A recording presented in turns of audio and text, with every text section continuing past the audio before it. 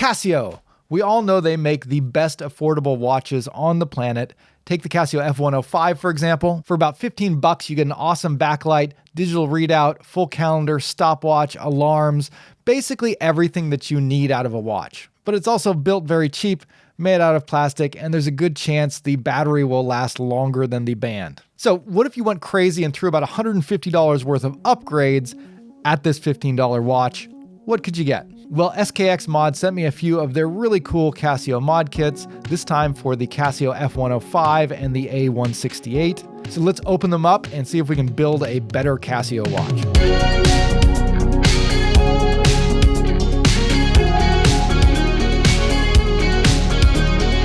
Hey guys, welcome back to Just the Watch. My name's Dave. I live in Japan and I love to collect affordable watches.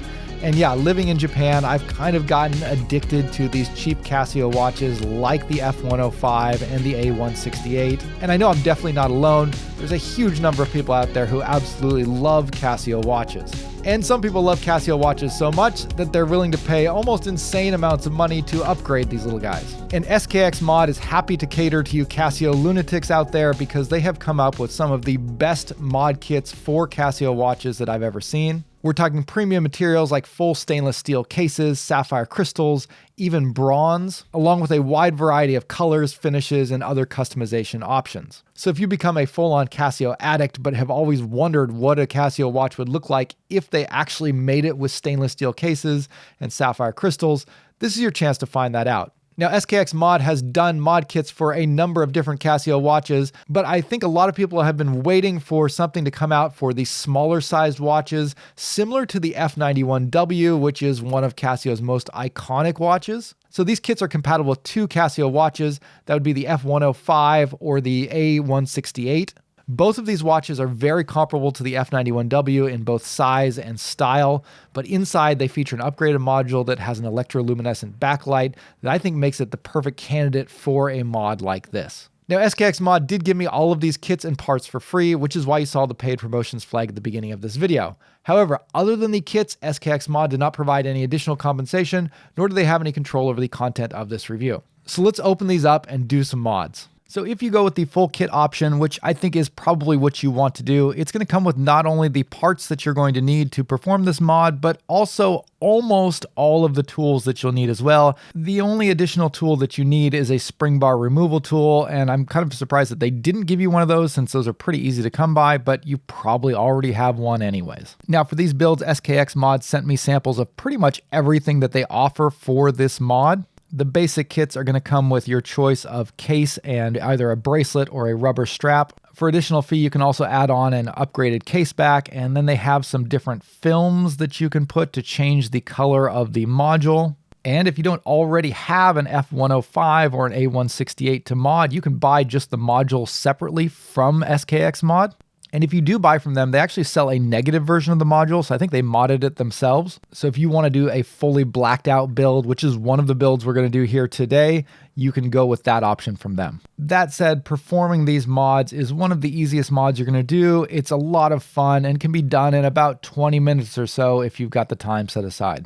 They sent me kits to do 2 different mods, and they also sent me a third watch that is already completely built. So first, let's go ahead and build these mods, and then after that, I'll give kind of a quick review on the finished product. For the first one, we'll harvest the module out of the Casio A-168. Using the tools included in the kit, you simply unscrew the 4 screws on the back of the case back, and then gently pop out the module. And this module is going to be the only part of the build that you're actually going to keep from the original watch. When you open up either the A168 or the F105, you're going to notice that the faceplate is actually permanently attached to the underside of the plastic crystal, which means that you have to use a replacement faceplate from SKX Mod. They do include your choice of custom faceplate with the mod for free, but in order to honor Casio's trademarks, these do not include any Casio branding on the faceplate, so they have a little bit of a sterile look.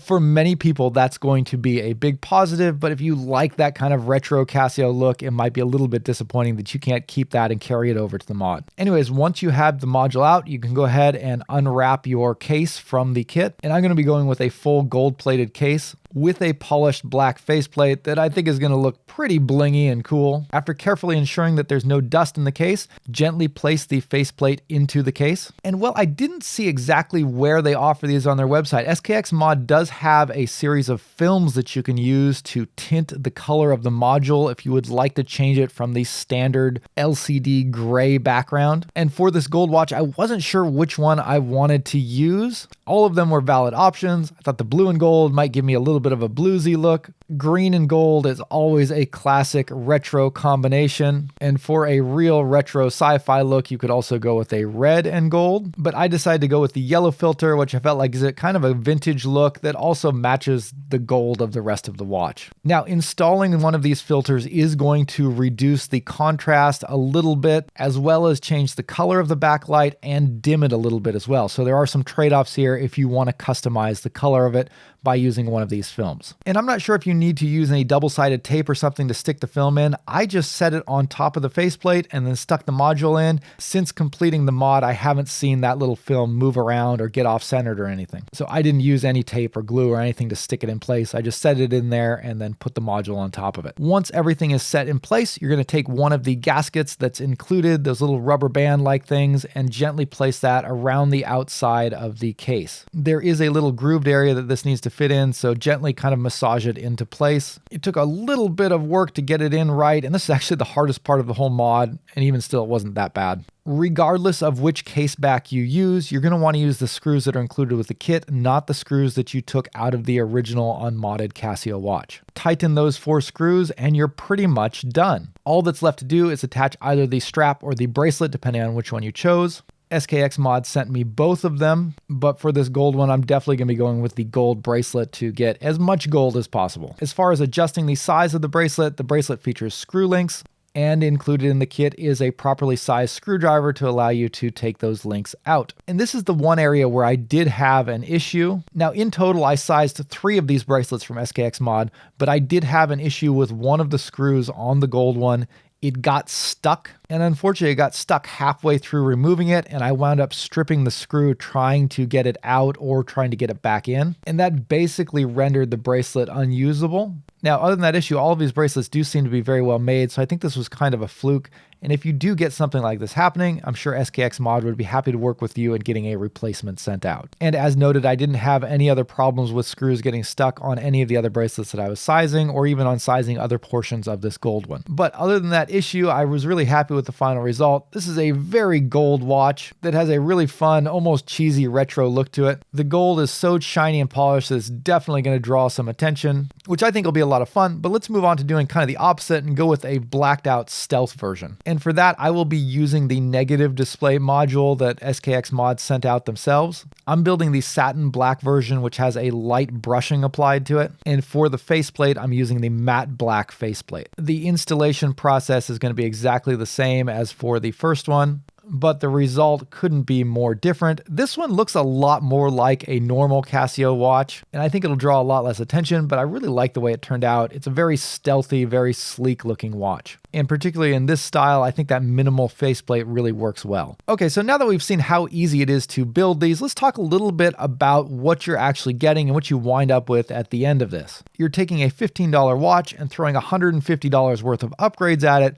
What does that get you? Well, I think the price is still going to be tough to justify for people who aren't really diehard Casio fans, but the result is pretty awesome. You have a massive upgrade in materials going from plastic resin and plastic crystals and folded metal straps to solid stainless steel, sapphire crystals, custom metal faceplates, and milled deployant clasps. So there's no denying that you're going to wind up with a much higher quality, much more durable watch than you started with. These cheap Casio watches are extremely fun because they're so cheap, but they are kind of disposable, particularly with the resin strapped versions. Those straps often wear out around the same time that the battery does, and your cost of replacing the strap is often going to be the same as the cost of replacing the watch. Not to mention those resin cases and those plastic crystals get scratched very easily and very quickly, so it doesn't take long for them to get beat up.